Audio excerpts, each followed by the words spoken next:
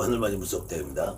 제가 오늘도 목소리가 많이 잠겼네요. 낮에 손님 좀 보고 그 와중에 전국적으로 코로나 바이러스가 연말연시 또 이 코로나 바이러스라는 것이 겨울 바이러스잖아요. 원래 출발은 감기 몸살처럼 겨울에 유행하는 바이러스인데 이 바이러스가 이제 날씨 온도까지 극복을 해서 여름에도 유행하는 기세가 꺾이지 않고, 그래도 여름에는 조금 소강 상태 들어가는 것 같더니 겨울이 되면서 다시 기승을 부리기 시작해서 저도 지금 오늘 3차 예방접종을 했습니다. 3차 예방접종을 했더니 1차, 2차 때는 전혀 아무런 어떤 몸에 이상 증상이 없었는데 목소리가 먼저 가더라고요. 목소리가 가고 지금도 제가 얼굴이 조금 피곤해 보이는 듯한 느낌인 것 같은데 조금 졸리는 증상이 생기더라고요.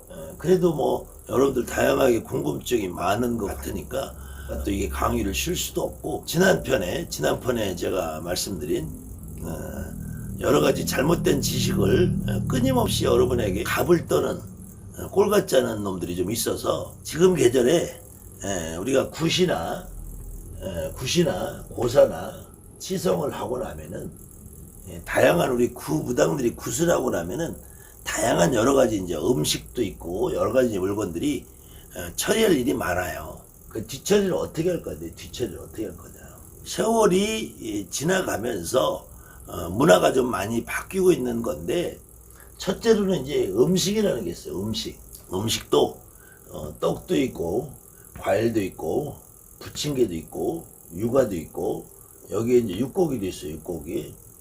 육고기에는 뭐 소도 있고 돼지도 있고 뭐 닭도 있고 생선도 있고 뭐 지짐도 있고 많이 있어요. 근데 이 떡, 과일, 부침개, 육아 역시도 지금은 여러분이나 나나 먹을 것이 너무 흔한 세상이 돼버려서 아마 굿이 끝나고 많은 무속인들이 과일 정도 아마 싸가지고 집에 가져가는데, 아마 떡도 거의 90% 이상은 떡도 아마 굿땅에다 그냥 놓고 갈 거예요. 또 부침개도 거의 90% 이상은 그냥 놓고 갈 거예요. 특히 이 육아라고 하는 거예요. 육아라고도 하고, 이제 원래는 이 기름주자 써서 과일과자 써서 쓰는 건데, 기름에 튀겨놓은 과자라는 말이에요. 이 과자라는 말을 과자를 쓴 것은, 과일 과자를 쓴 거는 이게 과일 대용이라는 거예요. 과일 대용. 육아라는 것은 어떤 분들은 이제 이거를 어과라고 표현하는 분이 있어요. 어과라고 표현하는 분도 있는데, 이 어과라는 말은 아주 잘못된 말이고, 이 어과라고 표현하시는 분들은 이 육아를 지금은 만물상이라는 불교용품점, 무속용품을 판매하는 곳에서 팔지만, 과거에는 이 육아라는 것이 어물전이라는 데 팔았어요. 어물전이라는 것이 건어물전이라고도 하고, 어물전이라고 해서 제사용품을 판매하는 곳을 뭐 제사용품 따로 판다고 하는 게 아니라 어물전, 건어물전 그랬어요. 여기에서 뭐 마른 조기, 마른 생선 비롯해서 밤, 대추 이런 육아도 팔았어요. 그래서 어물전에서 판다고 해서 어과라고 표현하시는 분들이 간혹 있는데, 어과가 아니고 기름에 튀긴 과일이다. 그 대표적인 것이 이제 산자도 찹쌀을 뒤집었다 깠다 얼음에 기름에다 튀긴 다음에 거기다 꿀을 입혀서 쌀튀김밥을 바른 거고요. 약과라고 그러죠. 약과도 기름에 튀겨 찹쌀을 다식판에다가 찍어내서 쌀에 튀긴 다음에 꿀에 재고 기름에 튀기고 꿀에 재서 한 것이 육아고요. 그 다음에 다식이나 밤사탕은 그냥 지금 설탕 모양으로 만든 것인데, 대부분의 육아라는 것이, 설탕이라는 것이 수입이 되기 전에 우리가 찹쌀이나 콩가루나 다식판이나 이런 찍어내기도 하고 기름에 튀겨서 꿀을 발라서 만들었기 때문에 유과라고도 하고 유밀과라고도 해요. 유밀과라는 말은 이제 바리공주에 보면은 바리공주에 나와요. 바리공주. 근데 제가 좀 시간이 많이 없어서 바리공주를 여러분에게 한번 전체를 강의를 해드린다고 하면서도 지금 미루고 있는데, 아무튼 조금 있으면 기회가 좀 생길 거예요. 어쨌든 이 육아는 거의 거의 100%다 버리고 간다는 100%. 육아 중에서 뭐 간혹 약과를 갖다 드시는 분, 아니면은 밤사탕이라고 해서 하얀 사탕을 집에 갖다가 뭐 커피 먹는데 대용을 쓰시는 분도 있고, 아니면 뭐 고추장을 담그는데 쓰시는 분도 있고, 가진 용도로 쓰시는 분이 간혹 있는데 거의 100%다 버린단 말이에요. 그러면서 이제 특히 이제 종이로 된 장식품들이 있어요. 종이로 된 장식품. 이 종이로 된 장식품도 있고, 이 종이로 된 장식품에는 대표적으로 이제 꽃이 있죠. 꽃. 이 한양꽃 하는 데서는 수파련이라고 그래요. 수파련. 예, 수파련이라면은 이 발음이 잘못하면 이제 수팔련 그러시는데, 원래는 수파련이라 해서 목숨 숫자, 파도 파자, 연꽃 연자. 그래서 목숨이, 인간의 목숨이 파도처럼 넘실넘실 너울너울 살아있는 모양으로 해줘라. 파도가 넘쳐오듯이 우리 수명을 길게 해주라는 의미에서 통상 수파련이라요. 수파련. 그 다음에 이제 설경이 있을 수 있고요. 설경이 있고, 이렇게 가면은 신장님이 이름 써있는 신장번, 불교식 이름이 써있는 불교식 번, 뭐 다양하게 번이라는 게 있죠. 글씨 써있는 거. 뭐 칼라번도 있고, 그 다음에는 신장대도 있고, 여러분들이 굿하면서 굿석에서 꽂아놓는 꽃갈도 있기도 하고, 신장대도 있고, 뭐 한양꽃에서는 산종이라고 하고 길지라고 표현하는 거, 길지라고 하는 것도 있고, 뭐 축원카드를 쓴 종이도 있고, 뭐 다양하게 종이 장식이 있어요. 조상옷이 있어요. 조상옷은 또 조상옷에 뭐 버선이나 뭐 고무신이나 뭐 집신을 같이 섞어서 쓰시는 분도 있고, 또 지금처럼 홍수맥이다, 삼재풀이다, 살풀이다, 액막이다 할 경우에는 허수아비, 지푸라기 허수아비 인형도 쓰는 분도 있고, 통북어를 쓰시는 분들도 전국적으로 아주 많이 있고요. 여기에 산닭을 대수대명한다고 쓰시는 분들도 있고, 통돼지를 쓰시는 분도 있고, 돼지머리를 쓰시는 분도 있고, 소머리, 소족을 쓰시는 분도 있어요. 이 중에서 어떤 것은 여러분이 그냥 그 땅에 버리고 와도 내 스스로 죄스럽다는 생각을 안 하는 것이 있고, 어떤 것은 그 땅에 버리고 오면은 죄스럽다 생각하는 것이 있고, 또 특히 내가 신당에서 내 집에서 규모가 작으니까 그 땅에 나가면은 비용도 많이 들어가고 절차도 번거롭고 하기 때문에 내 신당에서 내 집에서 어떤 의식, 고사다, 치성이다, 살풀이다, 홍수맥이다 하고 나서 그 이후에 그 부산물들을 어떻게 처리할 것인가, 이거에 대해서 많은 분들이 고민을 하고 계실 거예요. 고민을 하고 계시는데 간혹 보면 여러분들 선생님들이 주변에서 반드시 조상옷은 태워줘야 된다라고 하시는 분들이 있어요. 조상옷을 태워줘야 된다고. 그리고 여러분들도 실질적으로 그 땅에서 조상옷이 굿이 끝나고 조상옷을 그 땅에서 놓고 오는데, 그 땅에다 놓고 오는데 이것을 그 땅에서 지금 현재 태워준다고 여러분들 그냥 믿고 있죠. 착각을 하고 있죠. 그런데 이 조상옷을 과거에 지금부터 5년 전 10년 전만 해도 그 땅에서 다 태워졌어요. 그 땅마다 소각로라는 것이 있어서 태워졌어요. 근데 여러분들 아마 이거에 대해서 눈여겨보지 않으셔서 많은 분들이 잘 모르시고 오히려 착각을 하고 계실 텐데, 지금은 이 그 땅에서 조상옷을 태울 수가 없어요. 법적으로 이것을 태우는 것이 불법 행위로 규정이 되어 있기 때문에 태울 수가 없어요.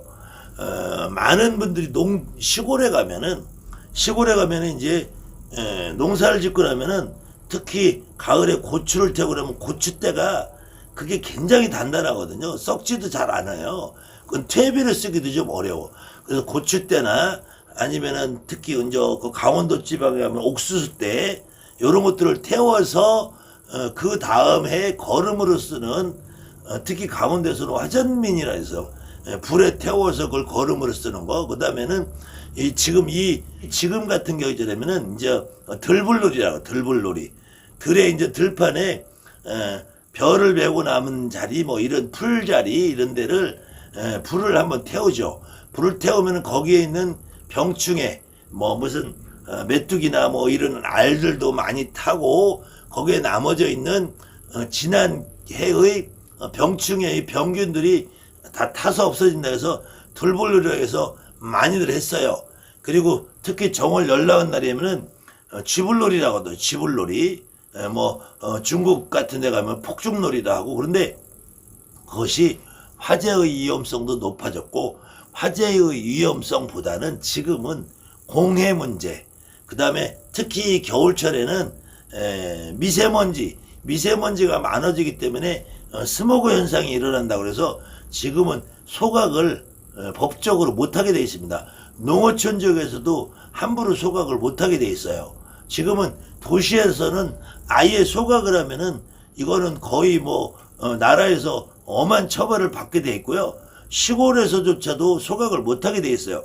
그렇기 때문에 굿땅에서도 부득이 여러분들이 구슬하고 남은 조상옷이라든지 삼배 갈른 거라든지 오색 찌질한 거든지 선왕에 묶거든 오색이라든지 이런 것들을 지금은 전혀 태울 수가 없어요. 특히 허수아비나 통북어도 예전에는 굿땅에다가 여러분들이 끝나고 놓고 오면은 대부분 굿땅에서 일하는 삼촌이라 그러죠. 마당 생활하고도 하고 굿땅에서 일하시는 분들이 다 소각해서 태워졌는데 지금은 절대 일절 태울 수가 없어요. 그렇기 때문에 모아가지고 요거는 별도 쓰레기 처리를 합니다. 쓰레기 처리. 어떤 경우에는 재활용 쓰레기도 가기도 해요. 특히 조상옷이나 섬유 종류는 재활용 쓰레기 하는 데로 가기도 하고 운 좋게 이것을 소각 쓰레기로 분류해서 해주시는 굿땅도 있지만 그렇지 않으면 대부분 일반 매립 쓰레기로 다 버려지게 돼요. 근데 여러분들이 잘못 알고 있는 것이 조상옷은 태워져서 그 연기가 하늘로 올라가면서 저 하늘에 있는 어떤 조상님이 받으신다라고 말씀하시는 선생님들이 여러분 주변에 간혹 있어요. 그렇기 때문에 그런 말을 들으신 분들은 특히 내 집에서 고사나 치성이나 하고 남은 조상옷이나 그 부산물을 어떻게 처리할 거에 대해서 많이 고민하실 거예요. 그러니까 많은 분들이 그것을 굿땅에 가면은 태워줄 거라고 착각을 하고 봉지로 모아서 따로 모아서 굿땅에다 갖다 주고 굿땅의 삼촌한테 부탁을 해서 처리를 맡기죠. 그런데 그거 역시 굿땅에 가면은 도로 쓰레기 봉지에서 들어간다는 거예요. 여러분들이 집에서 그냥 쓰레기 봉지 하면은 쓰레기 봉지 한 장에 300원, 1000원, 500원이면 가능한데 이것을 굿땅에 있는 삼촌들한테 맡기면은 최소한 10,000원, 20,000원의 수고비를 줘야 돼요. 또 굿땅까지 왔다 갔다 하는 시간도 많이 걸리고 그런데 여러분들 잘못 착각을 하는 것이 조상옷이라는 것이 태워줘야지 이 조상님이 하늘로 연기 타고 올라가서 받으신다면 지금 여러분들이 굿땅에 쓰고 있는 이 모든 것들을 태워줘야 돼요. 떡도 태워줘야 되고 과일도 태워줘야 되고 부침개도 태워줘야 되고 유과도 태워줘야 되고 꽃도 태워줘야 되고 설경도 태워줘야 되고 신장대도 태워줘야 되고 여러분들이 하고 있는 모든 것 허수아비 산닭 통돼지 돼지머리 소머리 그렇기 때문에 이것은 그 당시에 과거에 풍습이었다. 과거에 태우는 것이 이 환경이나 법에 저촉되지 않을 시절에 그래서 예전에는 이 구슬 한번 하면 이 꽃도 다 태우고 설경도 태우고 번도 태우고 신장대도 태우고 꽃갈도 태우고 다 태웠어요. 상종이도 찢어서 태우고 죽은 카드도 굿이 끝나면 그 자리에 앞에서 소지하듯이 태워버렸단 말이에요. 근데 이런 것이 전부 이게 공해란 말이에요. 공해. 특히 겨울에는 미세먼지의 주범이고 여러분들이 지금 우리 일상생활에서 있는 소각이라는 것이 불에 태워서 없앤다는 것이 공해의 유발에 아주 큰 주범이란 말이에요. 그렇기 때문에 지금은 굿땅이라는 데서조차도 태우지 않고 다 일반 쓰레기로 처리해서 어떤 경우는 재활용 쓰레기, 어떤 경우는 타는 쓰레기, 어떤 경우는 매립 쓰레기로 분리를 할지언정 다 태워요. 그리고 음식물은 거의 많이 그 뭐 돼지 농장이나 소 농장이나 아니면 퇴비하는 데로 가고, 음식물을 매립하는 것도 사실은 지금 다 불법이에요. 다 불법이기 때문에 특히 여러분들이 바다에 나가서 뭐 음식을 뭐 물에다 좀 던지고 강에 나가서 던지고 이러는 행위들이 전부 사실은 알고 보면 불법적인 행위들이에요. 그렇기 때문에 가장 합법적인 행위는, 가장 합법적이고 가장 깔끔한 것은 여러분들이 쓰고 남은 모든 것들이 음식물은 음식물 쓰레기통으로 보내는 것이고, 일반 나머지 이런 모든 것들은 재활용 쓰레기 혹은 매립 쓰레기, 여러분들이 하는 쓰레기 봉지에 담아서 하는 것이 지금은 가장 합법적이라는 거예요. 그리고 만약에 여러분들이 대수협명한다고 산닭을 먹고서 대수협명 이것을 꼭 반드시 그 땅에 있는 삼촌에게 부탁을 해서 묻어달라고 하시잖아요. 근데 만약에 여러분들이 신당에서 대수협명을 했다, 그러면은 산닭을 가지고 하든지 허수아비를 가지고 하든지 통북어를 가지고 하든지 아니면 그 땅에서 통돼지를 가지고 피군을 친다고 하시는 분들 있잖아요. 그럼 통돼지도 이거 다 통째로 땅에다 묻어야지. 통돼지는 피구농을 치고도 여러분들 많은 분들이 갖다 먹으시는 분들이 있잖아요. 근데 산닭은 먹는 사람이 하나도 없잖아. 또 통북어도 갖다 굳이 먹으시는 분들이 없잖아요. 그 다음에 호수아비는 뭐 먹을 수도 없지만 이런 거 다 묻는다고 되는 것도 아니야. 일단 여러분들이 굿이라는 걸 하는 동안만큼은 이 호수아비도 통북어도 산닭도 통돼지도 그 제갓집의 살아있는 인간을 대신하는 거란 말이야. 산닭이라는 것은 살아있는 닭을 죽임으로써 그 집에 살아있는 사람의 생명을 구하자는 것이고, 통돼지나 이렇게 피구농을 칠 때도 선지피를 갖다 놓는다는 것도, 통돼지라는 것도 그 살아있는 사람이 다치거나 죽거나 하지 말라고 쓰는 것이고, 죽어있는 지푸라기를 허수아비를 쓰는 것도, 통북어를 쓰는 것도 그 살아있는 사람이 대역을 쓰는 거란 말이야. 대역. 그렇기 때문에 반드시 산닭은 묻어야 된다. 산닭도 과거에 우리 선배들 세대에는 산닭도 대수대명을 치고 나면은 다 갖다 먹었어요. 통돼지도 먹고 통북어도 먹고, 통북어가 소고기 한 근에 지금 저렴한 거는 10,000원이면 비싼 건 4-5만 원 하잖아요. 이 통북어가 한 마리를 뜯어가지고 해놓으면은 채 소고기 반 근도 안 나와요. 통북어 한 3마리 5마리 잡아야지 한 근 정도 나올까? 이 통북어라는 것이 소고기보다 한 5배 이상 비싼 건데도 그 땅에다 여러분 다 버리고 있잖아요. 저는 지금까지 통북어를 그 땅에다 버리고 오는 경우가 거의 없어요. 갖다가 다 걸림에다 놨다가 두드려서 지져먹고 볶아먹고 운전하고 다닐 때 간식으로 먹고, 그 다음에는 이 떡도 제가 어렸을 때 우리 엄마가 해마다 봄 가을이면은 우리 집 앞에 있는 우물에다 고사를 지내고, 특히 그 고사시루, 그 맵쌀 고사시루는 정말 지금 먹으면 맛대가리 없죠. 근데 그때는 그것이 정말 꿀맛이었거든. 근데 이것도 먹다 남으면은 말려요. 말렸다가 티밥 튀기는 아저씨 오면은 티밥을 튀겨서 먹기도 했고요. 특히 과일이나 부침개 이거는 정말 눈꽃만한 것도 버리는 게 없었어요.